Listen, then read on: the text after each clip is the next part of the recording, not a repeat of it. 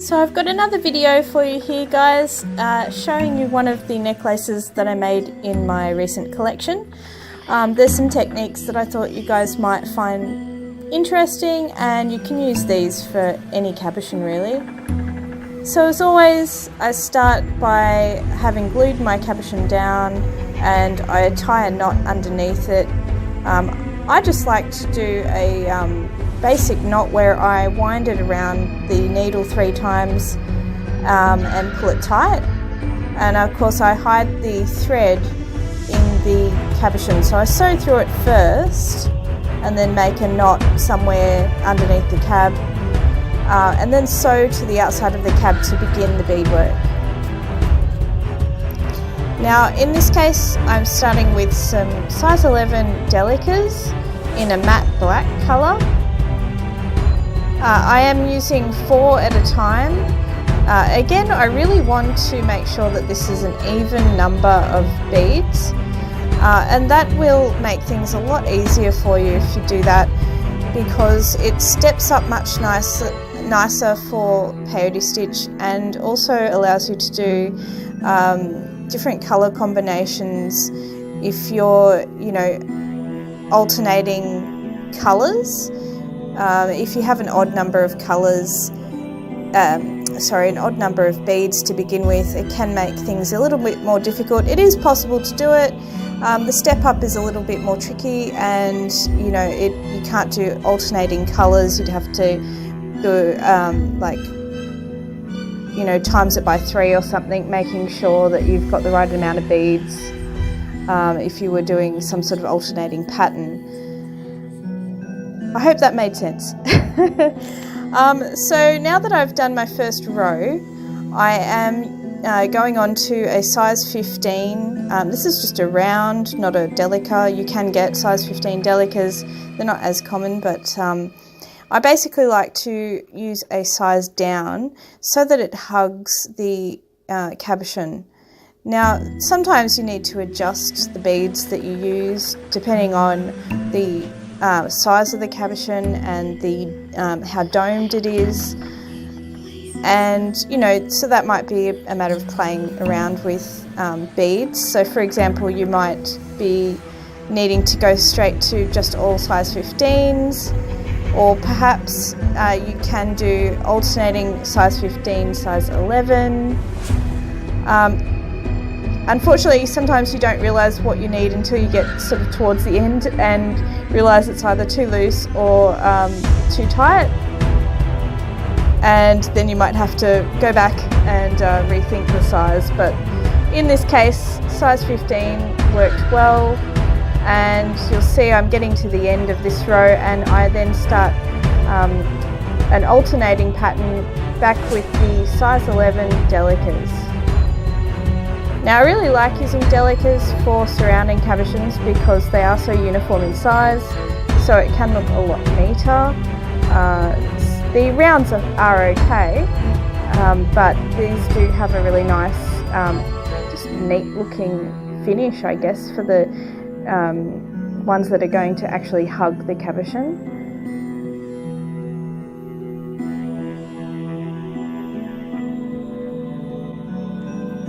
Now the number of rows that you do is really up to you.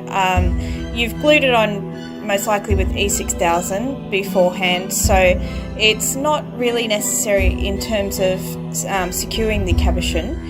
It does help, but it's more of a design aesthetic. So I did 1 row of just the blacks, as you would have seen, and then another row of red, alternating red and black, and then one last row of just the reds.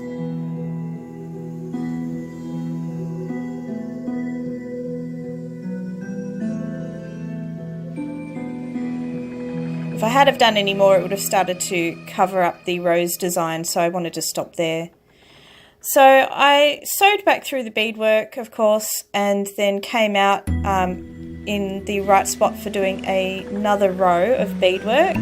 So next to all of the peyote stitch we've just finished, I'm just doing some back stitch again. So this one doesn't need to be, a certain number of beads because it's not sort of integral to any sort of additional design. It's just a row of black beads. I'm just using a round in this case, and it's just a jet black opaque round.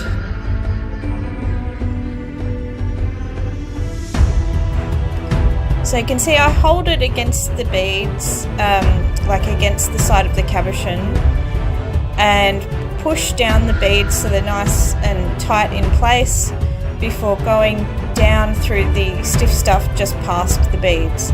And if you continue to do that, you'll get a nice uniform looking design. So now you didn't see me glue on the backing here, but I have cut it out and I've glued on some ultra suede onto the back. So now I'm ready to actually do the outside, where I do a bead edge work. Now you'll see that I do something a little bit different for this one.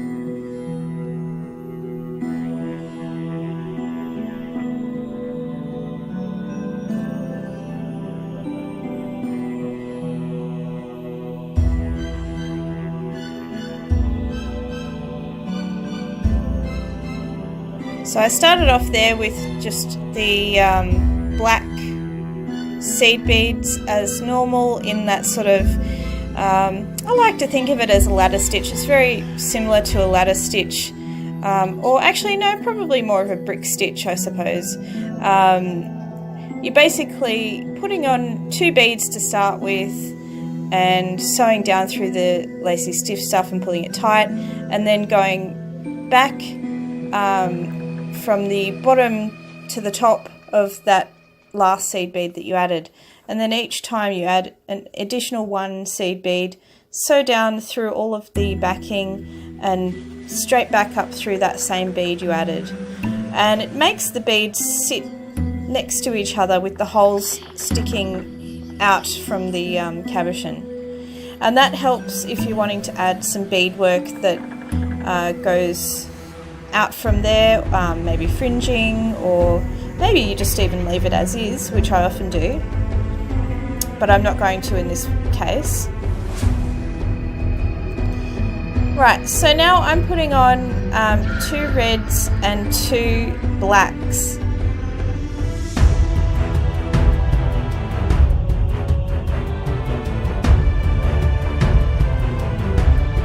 And I am using a size 11 for these beads, and I wanted to use 2 red and 2 black because I'm wanting to have a sort of striped effect to mimic what I did around the cabochon.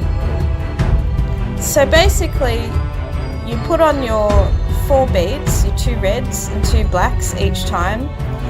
You sew down through the bead next to where the thread is coming out. Then you sew through the backing, through the bead on the edge work, and the beads are just added, just the red beads. Back down through just the 2 black ones you just added, and up through the 2 reds you just added. That stitch just sort of holds it more tightly. So that final stitch, just going through the beads you just added, will just pull them together. And then you go back around through and up through the next bead along in the edge work. So you can see you've got the 2 reds, the 2 blacks. I go up through the 2 reds and the edge work bead for the first stitch, then down just through the 2 blacks you just added, up through the 2 reds you just added, and then down through everything, and then up through the next bead along, and you just continue that exact stitch all the way along until you get to the end. Now I don't think I mentioned that the edge beads, you do need to keep an eye on how many you have going around the edge, and you need to really try to make it an even number so that this stitch works. If you've got an odd number, then you're going to have to really think about what you're going to do with that space that's not going to line up with everything else. It would work fine if you used that for the area that you're doing a bail or something like that, but it is easier if it's all even. So now that I have done that, I'm going to go back through all of the beads again. So each time though, I'm adding another layer. So I'm going up through the 2 reds, and then I'm adding on 2 size 15 blacks and 1 size 15 red. And that's just extending that line. So you want to make sure that you add the size 15 red first and then the 2 blacks, so that it does sit in a nice, you know, you want the reds to be then sitting on top of the size 11 reds, for example, and the size 15 blacks to sit on top of the blacks, and that just gives it a nice neat point. You'll know if you got it wrong because you won't get a nice stripe of colour. It means you've got your beads back to front. So and again, continue that all the way along until you get to the end. So that can be adapted for other cabochons just by you know, using the same techniques for a larger cabochon. You may need to adjust sizes like I mentioned. But I hope you enjoyed this and got something out of it, and maybe you'll use these techniques for your own project. Bye, craft nerds.